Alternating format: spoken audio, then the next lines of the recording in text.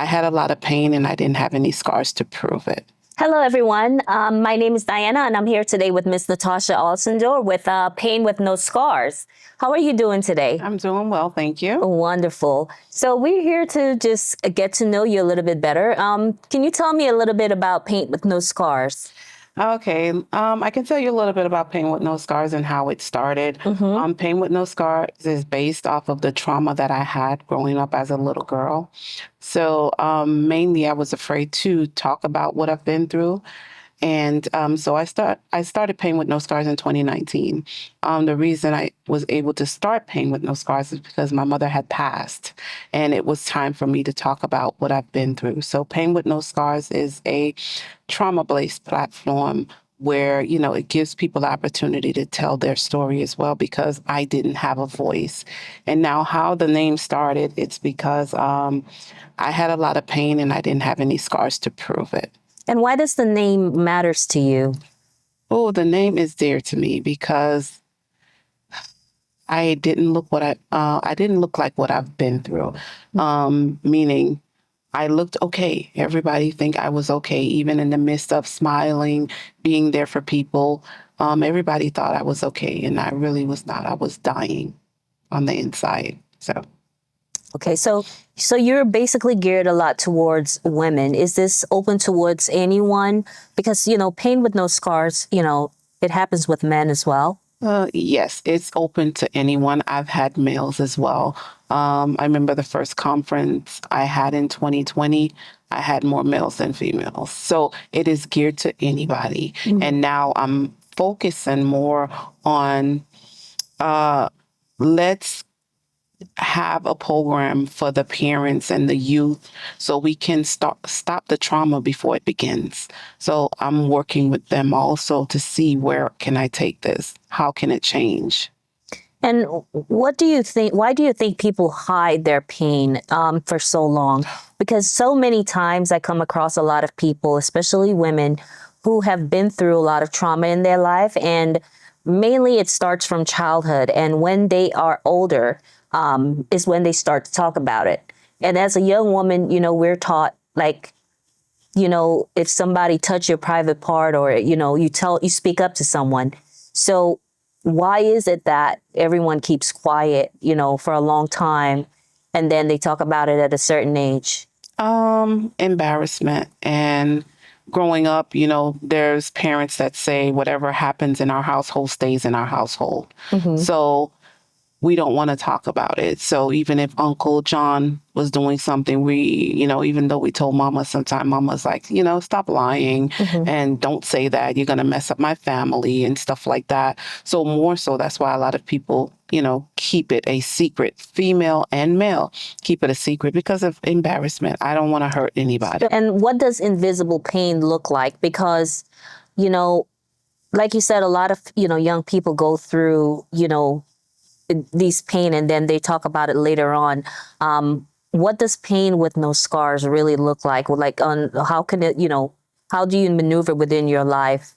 As for me, invisible pain looked like me. Like I was okay.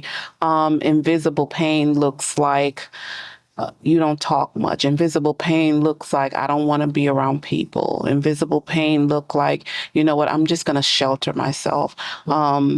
As I can use myself as an example, invisible pain for me was sheltering my children because I didn't want them to go through the traumas that I've been through, the pain that I've been through the hurt that I've been through. So my way of dealing with that is to shelter my kids and make sure that, they're safe. So that's what mine look like. What do you think people misunderstand about actually healing? Because I've come across a lot of people who have trauma in their life, and, they hold on to that trauma even into their adulthood, and they keep blaming, that trauma on, their upbringing. So at what point in their life, like, what does healing look like? Where does it start? What would you recommend to a person who struggling? Healing, it has to be something that you want, because you cannot blame someone for whatever trauma you face. It has to start with the mind. So the first thing I would tell somebody is to start with your mind. Let it go. And a question that I've always asked every individual that I've encountered, is that person doing this to you now? Okay, is that continuously happening now? So if it's not happening now, you're in control to make that change. So you have to put that mindset to say, I want it. A lot of times we still stick around our abuser, we still stay around these family members that talk down on us. And that's another thing they have to do. Remove yourself. You have to remove yourself to get the proper healing that you're looking for. So with Pain with No Scars, what does the future look like? Do you plan on having events like within the community, supporting events? Like what type of stories do you have that you can tell us about that you've actually come across with Pain with No Scars? It's gonna be a community, but I want this to go nationwide. I want this to be something that I can carry on all over the world. For everybody to participate. It's not just about one person, two people. It's about millions of people that can just use this platform to actually tell their story and actually be healed and be able to move on with their life. So stories that I've encountered. A young lady, her story was she was molested by both parents, her mother and her father.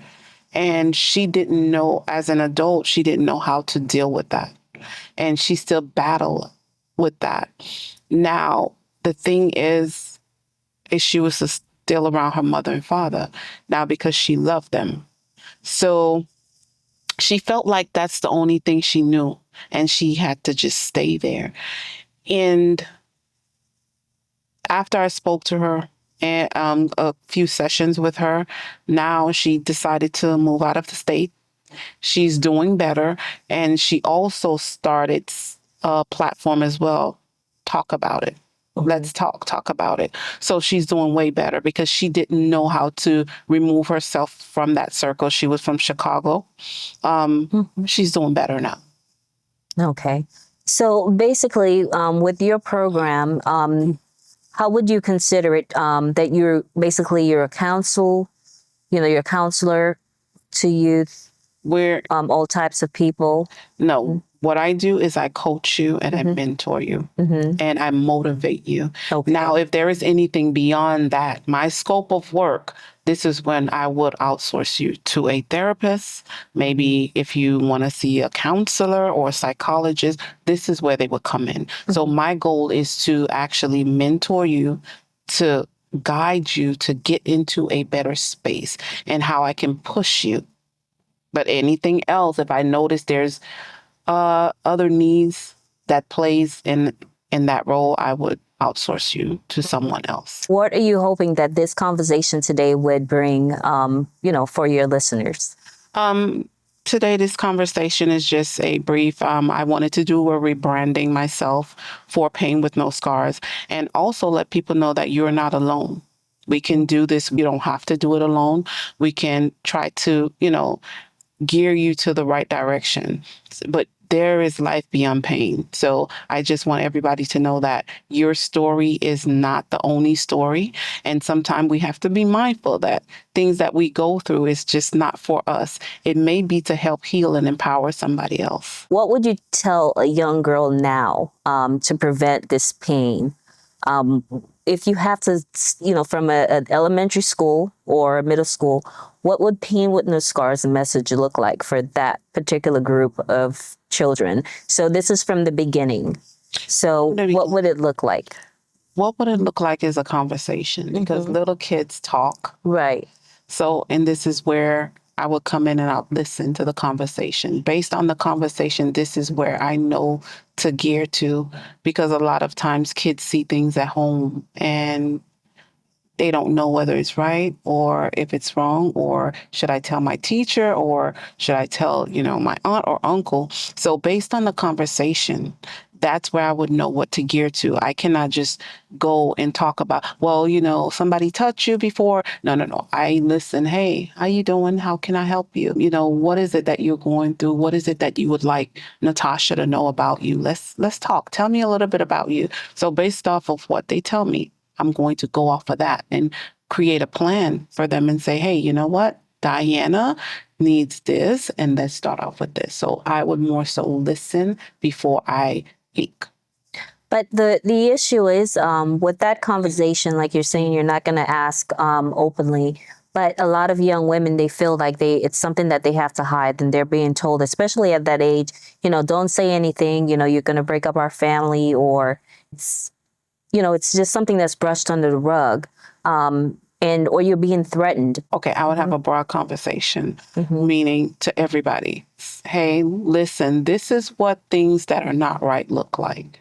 If they say don't say something, or if you're being touched in a certain area, don't say anything. If you tell, I'm going to maybe, some people will say maybe kill you or kill your mom or kill your dad. These are things that are not right. So based off of life challenges, these are conversations that I will bring up. So it'll be broad. So now this gives them opportunity to do what? They go and think and talk. Well, what Papa is doing to me is not right. So maybe I should tell Miss Natasha because she brought it up. And so this is where they would bring it to me. So now we would have a conversation. Like, how long has this been going on? What did he tell you, or what did she tell you, or did she say not to say anything? What does it look like on a day that you're after school? What does it look like until the next day you have to go in? And well, I go to bed, I shower and I go to bed, and Uncle Bob comes in and he touched me and he do these things to me. What exactly is Uncle Bob doing? Because I want to know. You have to share these with me. Well, he's doing this, that he took off my underwear and, he penetrated, whatever Uncle Bob did. So now that I'm taking this information, now this is critical information. Now this is something like, yes, I may not, this child may say, Miss Natasha, but please don't tell my mom. I may not go directly to the mom, but I'm going to tell the mom, I need to have a conversation with you. And I'm sorry, but I will have to turn it over to authorities because it's more so something is being done to that child. Yeah. So with an adult who never spoke up during that time of abuse, whether it's by, a stranger or someone within the family, as an adult, what type of conversation, what would the conversation look like for someone who has been abused and now they're lashing out based on, the abuse they have had in their life? As an adult, well, we're going to have adult conversation. It won't start off like an elementary school kid, but it will have, we'll have an adult conversation. So I would start off by asking you, talk to me, tell me what happened. And they open up and tell me what happened. I'm just going to use a scenario. My father's been having sex with me since I was 10 years old up until I was 25. And I left Mom. Did you tell anyone? No. Does anyone know you was enduring this pain? No. Why didn't you tell anyone? Because my dad said, he would unalive the family if I ever spoke about it. Now, I want to ask you a question. Is Dad doing it to you right now? Is he actually doing it? No. Are you ready to talk about it? This is your time to talk about it, to let everybody know. And this is a way of you're healing yourself. Because sometimes the things that we keep in is actually what's hurting us. So you need to talk about it. When are you ready to let your mom or the family know? And hey, this will be the best time to do it. I have had people that I have went to Thanksgiving with them. And this is where everybody's there and they said what a family member have been doing to them. So this is a sense of healing, but they have to be ready to face what's going to come behind it. Family's going to criticize you. You're going to be talked about.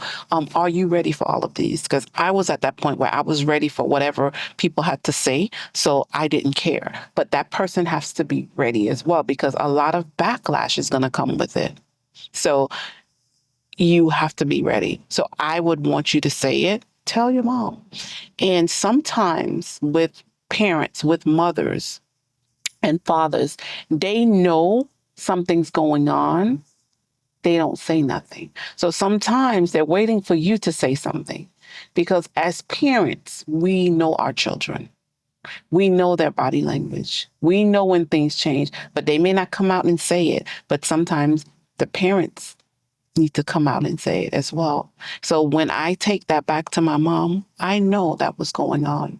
I just didn't know because he was paying my bills or he was taking care of everything. So at that point, do you feel like parents should take responsibility as well if a child says, well, I spoke up about it and nothing was done? Absolutely.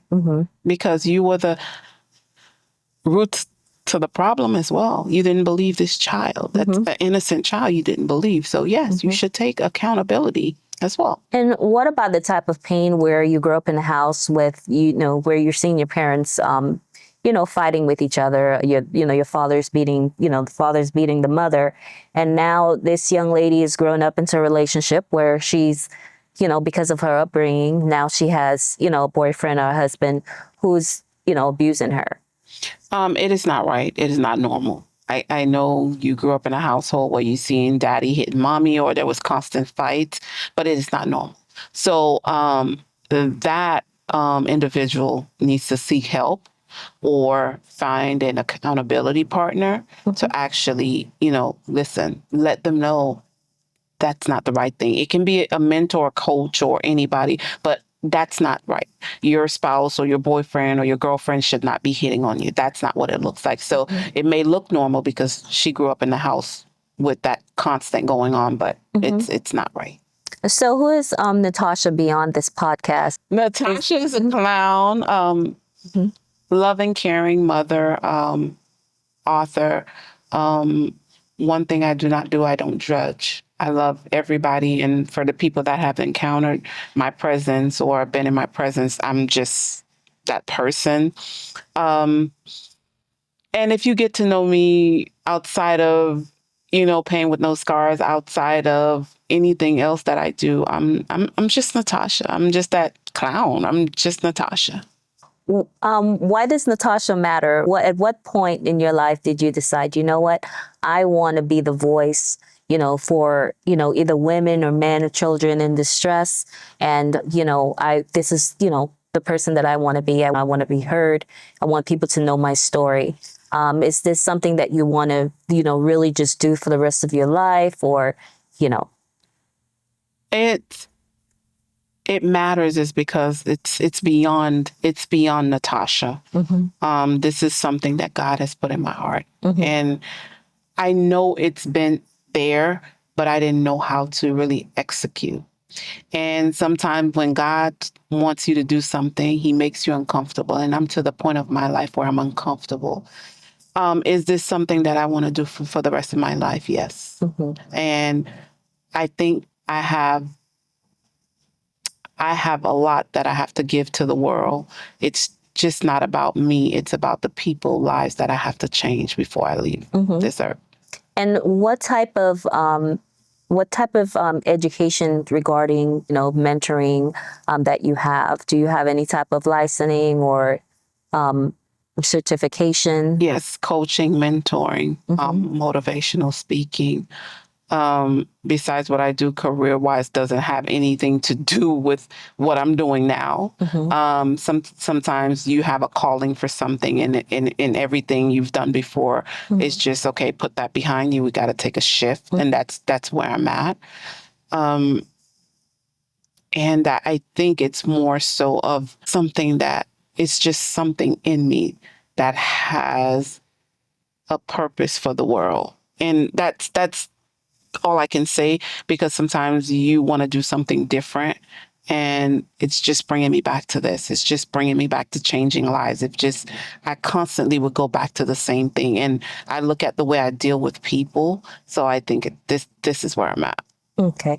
So what would you say set you apart from, the others? Why do people have to listen to Miss Natacha?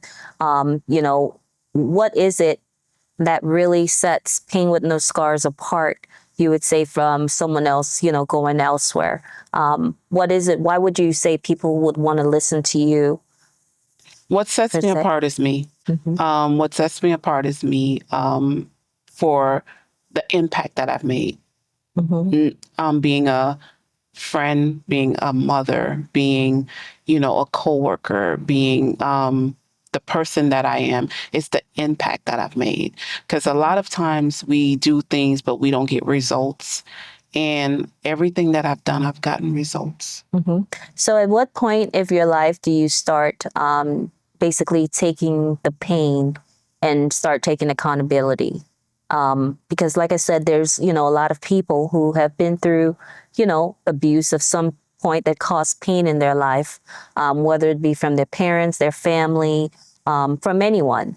And at some point, far too many times, as adults, we're blaming, our past on our present. At what point, do you start taking, accountability? What point do you start taking about accountability is at that point when you're tired and you want to change. Mm-hmm. And that's where you have to say, you know what, let me take accountability. I need to change. I need help.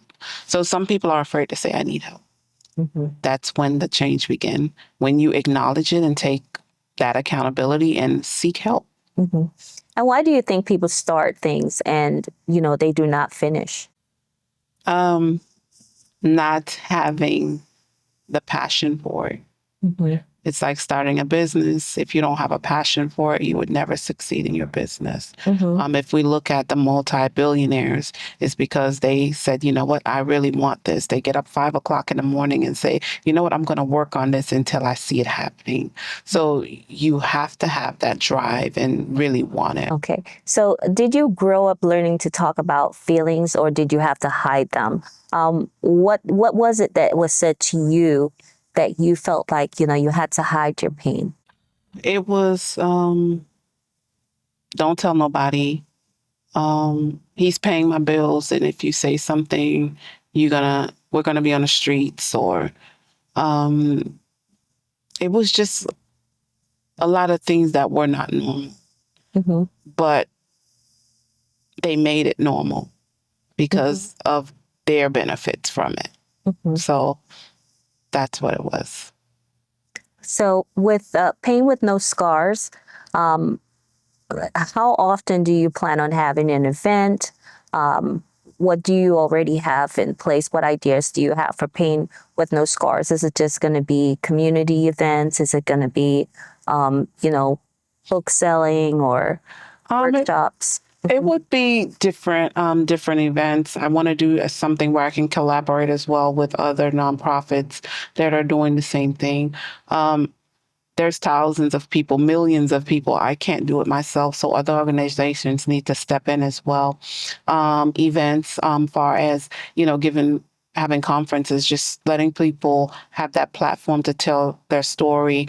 I want to also do a book signing. I know with the books, I did the books, but never did a book signing, and it was just one of those things where I think now is the time. I don't have my clock is not ticking anymore, so now is the time. So what does survival mode look like for you? And how much of our stress do you really think comes from like money? Oh, majority of our stress come from money because we need money to actually pay bills. We need money to buy food. We need money to put gas. So if we look at the world, when you get up in the morning going to work, there's thousands of cars in the street. Everybody have to go to work because they have bills. We pay mortgages and spend like a couple hours a day in the house, right? We go to work and just spend a couple hours, but we have to pay the mortgage. So we're all on survival mode. And this is what it looks like for the average Americans, that we're on survival mode. So how do you handle seeing other people win while you're struggling? It doesn't matter to me. There's enough for all of us. My goal is to make sure you win. My goal is to make sure I push you to start that business. My goal is to make sure you have your clients. So I want you to win. That's my goal, even though I'm not winning, but I want you to win. So what does actually making it actually mean to us? Oh, making it. Making it may mean different things. Making it may mean I want to get out of an area that I've been in growing up. I've watched people live in the hood all their life and they made it. And some people stay, but some people who really wants change, they leave. Making it is where you can sit down and say, look, I've built a billion-dollar industry. I have over 1,000 people working for me. Making it, that's what making it look like. Yes, I completely agree with you on that. That's for sure. So, what's the difference between being lazy and just being burnt out? Because, I see a lot of people, they lack ambition. There's a lot of things that they can do in their life where, instead of just sitting back and complaining, they can, go to school, they can learn a trade, they can look for another job, they can work for themselves. So to encourage someone, what would you say to that young person who is just sitting there blaming their past on their present, and they expect someone to just basically give them handouts? Lazy, it starts in the mind. And if you don't want it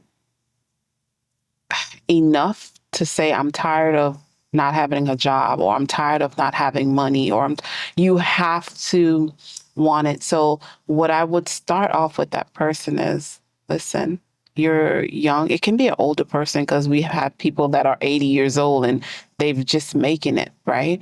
Mm-hmm. There is a lot that you can do. I start off by asking them, what is it you like to do? What is your passion? How can I help you to get where you need to get? And I start off with these questions because a lot of times it starts off in the house, or it starts off with family, friends saying you cannot do it. Oh, who's going to listen to you? Oh, that's not a good idea. So here I go as a person on the outside, never met you, don't know you, and say, hey, you know what, Diana, how could I help you change your life? What is it that I can do for you? Do you want to go to school? Do you want to start a business? Let's start off by registering an LLC. Let's get an EIN number. Let's do these things to put you on the right track. And sometimes once that person see that, this person is motivated, it gives them that push to want to do it. So sometimes people just need a push. Mm-hmm. Yeah. So with that push, what do you plan to do moving forward that's going to empower yourself to keep moving forward? In life, we can fail many times. I heard a story the other day where, a man pounded a rock 100 times. And on the 100th time is when he pounded the rock, it actually broke. And, there was a diamond inside. So do you think it was that 100th pound that just caused the rock to break? Or do you believe that it was because that rock was pounded every single time for 100 times? So, it was a buildup of all of the cause that one, that last time for it to break.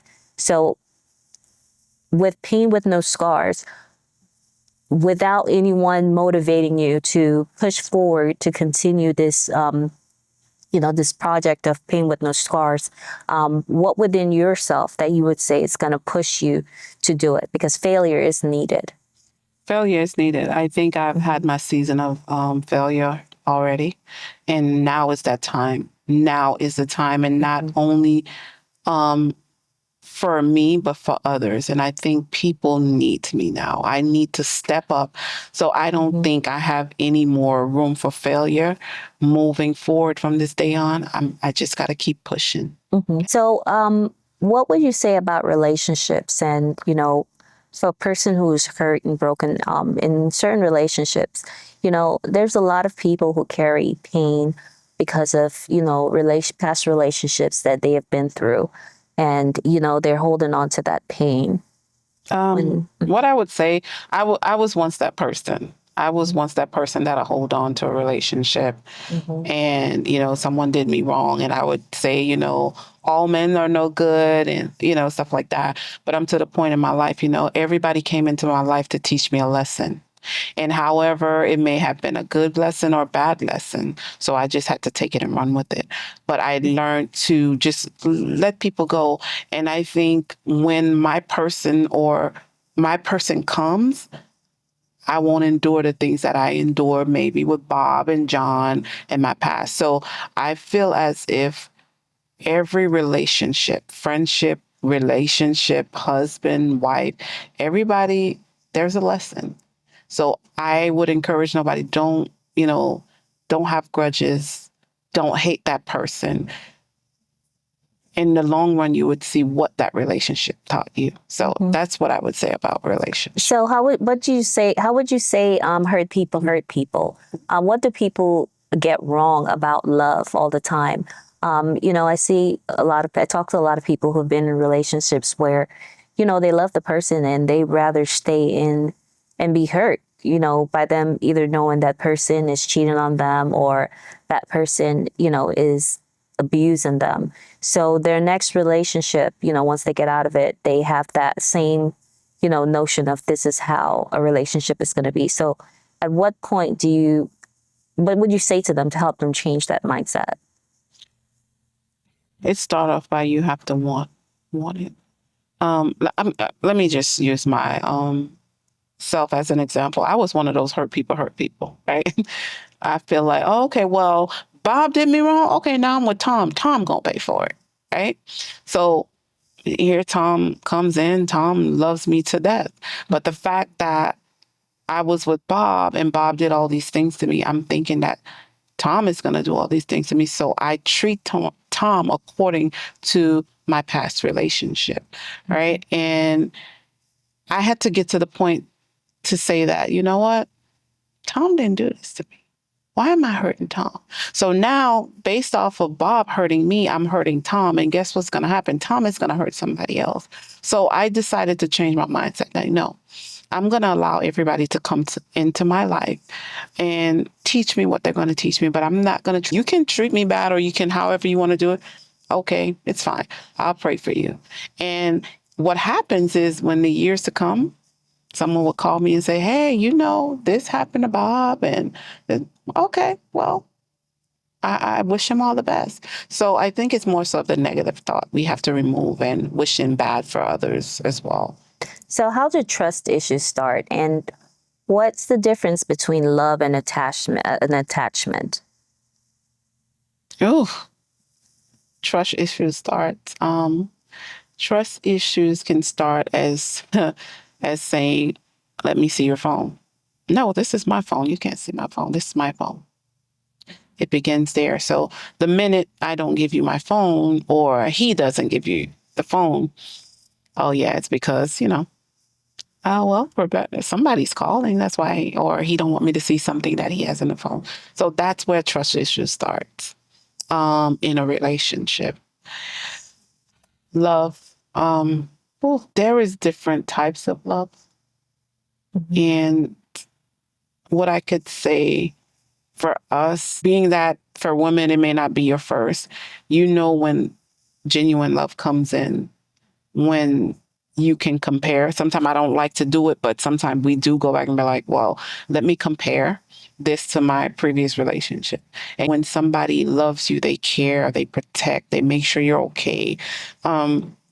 A simple, hey, hon, I'm busy. I'm at work, but I'm busy. I'm just checking on you. If somebody can go all day without even checking on you or asking you how you doing or just a simple, I love you, you're convenient, but they don't love you. It's either you can cook, you can clean, or you keep a good household, but you're convenient to them. So, can you be a good person and still be toxic? Absolutely. Absolutely. I'm going to use my children's father. To all his friends and everybody, he was a good person, but in the house, he was toxic. I would get beat up, and it was just normal, right? So was he a good person to the outside world? Yes, but behind closed doors to me, no. So yeah, you can be a good person and be toxic. But why would you stay where you're not respected? As for women, we're very emotional. Emotions kick in because we automatically have this love and this motherly thing and we want to protect and we know it's not good, but it's just a matter of time until we make our minds and say, you know what, my mind is made up. I'm out. So it's going to take a while. It's going to take a while, especially if children are involved. It's going to take a while. Okay, so what does mental health look like? And, what would you say, when would you say that you're not okay? When I can't take it anymore. I'm very strong. I've done it for years. I was not okay, but I still put on this smile to the world. Like you would think that I'm the funnest person to be around, and I was breaking. And one day I broke, and I stayed in my room for 30 days, and I cried, and that was that healing process for me. I wasn't okay. So we know when we get to that point. Why do you think it is hard to ask for help? Being judged.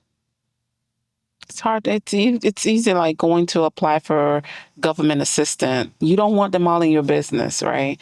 So it's just being judged. And especially going to family members, definitely you're going to be judged. So, what does stress and anxiety look like on a day to day for a person who's, going through a lot, but yet still functioning? You can tell. Anxiety. I cannot say I've never had anxiety, so I can say for someone else that say my anxiety. It's like they put on a smile, but in between, it's like, all right, I'm sad, or it's in between, or they're always the way they're taking their breath. It's a little different, and like they're overwhelmed. Or you just get a text, I just feel like breaking. So that, okay, they're stressed out. They're stressed out, or it's time to let's have that conversation. So that what it looks like for most people, from my point of view. And with Pain with No Scars, a lot of people view faith and, God as some type of therapy in a way too when it comes to mental health, because a lot of doctors, they also say that spirituality is also some type of intervention. So would you say Pain with No Scars would also Absolutely. put I get as far as faith, I try to know where their faith is. I ask you, are you spiritual? However, and I always try to start off with a prayer. God is the light of my life. So I'm always going to say it. But now, if someone comes to me and you're not, there yet, it's okay. That doesn't mean I'm going to count you out. You're still going to get the same treatment. But I mean, God is, the light for me. That's what helped me through all of my pain and what I've been through. So. And do you also believe that everything in life happens for a reason? What keeps you going when your motivation is just gone? Everything in life does happen for a reason. And I think some of those reasons are as well to get us where we need to go. Sometimes I meet people and I say, why did I meet this person? But I needed that at that time. Or that person has came in to just teach me something and go. So I think everything happens for a reason. So what role does faith play for you? Ooh. I have this thing where I say at home that, man, you know what? The Lord is my homeboy, so I would make it as a joke just so I can remind myself, like, you know what? This is the person. This is my person. So I'm very strong on it. And this is why, like, I do prayers and, give people the opportunity to experience, because sometimes I know people who would tell me they're atheists and they never, but once they have that encounter with me and even, the prayers that I do with them, and they're like, this is different. There's a different feeling here. There's something, but I told them, hey, just believe that, this God that we pray to is real. And people battle with not seeing this person, but God talked to us in so many ways through people. And I tell people, don't look up in the sky and think he's going to come down and just sit on your lap and say, hey, daughter, what you going through? He's going to send someone at that time to come and bless you. Whatever it is that you need, he's going to send that person. So for me, that's my homeboy. Yeah. Okay. So your books, in Forgiveness is Key. What do you mean by forgiveness? Forgiveness. I had to forgive everybody that wronged me. And that is the hardest thing for you to do, knowing that this person have hurt you, knowing that this person have caused you so much trauma. But I had to forgive everybody for me to actually be the person that I am today. So forgiveness was the key for me to, for you and everybody else to meet this Natacha that's currently sitting here right now. So the book Forgiveness is Key. Tell me a little bit about that book. I know you have 3 books. Can you tell me the 3 names and what they're about? Forgiveness is Key. Let It Go, and Pain with No Scars, and also Pain with No Scars journal. As well, it's a prayer journal. I'm gonna start off with the prayer journal.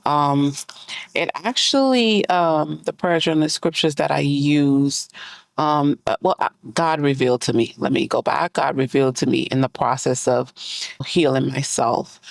So those were scriptures that took me through, the pain that I was going through and, helped me overcome. So that's where, the journal is geared to, and which will be beneficial to others as well. Forgiveness is key. Let it go. Um, I had to forgive a lot of people that had wronged me, family, friends. I had to let a lot of people go in order for me to get to the next place that God was trying to take me. So I had to forgive a lot of people. And even now, things people would do to me, I would just say, you know what, I may not tell you or anything, but I know inside that I forgive you. And Pain with No Scars, it's just a little bit about my story and what I've been through. It allows me to, talk about what I've been through and able to motivate others that it's okay. But when they come to the events and like conferences and so forth, therefore they'll be able to hear the full detail of my life. So, yeah. Okay. So with Pain with No Scars, your story includes motherhood and raising your children while dealing with that pain. What did that look like for you? Oh, it was tough. It was tough because I had to literally put on a smile every day for my children so they wouldn't see what I was going through. It was hard trying to be a single mother, raising two girls, and trying to hide the pain. And it made me become very cautious of my daughters as well and very overprotective. And I sheltered them, not because, I didn't want them to do things. It's because I didn't want, nobody to harm them. So that it was hard. It was hard. Okay. Do you have like a prayer journal or like a daily healing or affirmations that you do on a daily basis? Oh yes. In my bathrooms, in my bathrooms, both of them, I have like sticky notes, just reminders, sticky notes, and I always read the Book of Psalms every morning to help me as well. A lot of times we also have to understand that when God is pushing you to do something, the enemy comes in as well. So the Book of Psalms is something that I go to, and I need this protection. And then I go ahead and make my prayer request to God. Okay. So in your prayer book, do you write, not all scars are physical? Why did you want to start there? Because it's me. I don't have any physical scars, but I've been through a lot, a lot.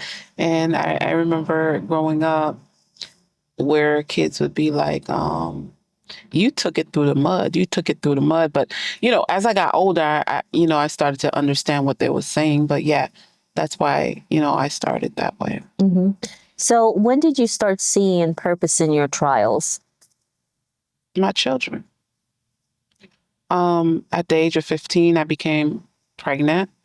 And I was like, you know what? God, there's something out there. There's something that you want me to do. And from there, I know I had a purpose is when I got pregnant at 15. I have two girls and I know, okay, it's more beyond this. There's not a book that gives you direction on how to be a great mom, even if they did, but every kid is not the same. But as my kids grew up, and I tell God, thank you, even through my pain and what I was going through, He gave me good kids that I was able to endure these pains as well as raising my kids. So my purpose started at 15, and I know what my purpose here was for. Okay. So can you tell me again the three names of the books and the three titles of the books and also where you can find them? Okay. Pain with No Scars. We have Forgiveness is Key, Let It Go. And then we have Pain with No Scars, the prayer journal. You can go on my website, painwithnoscars.org, or you can go on Amazon. You can find them as well, the books. Okay, so so you're on social media. You're on Instagram, TikTok, Facebook, and are you on any other sites?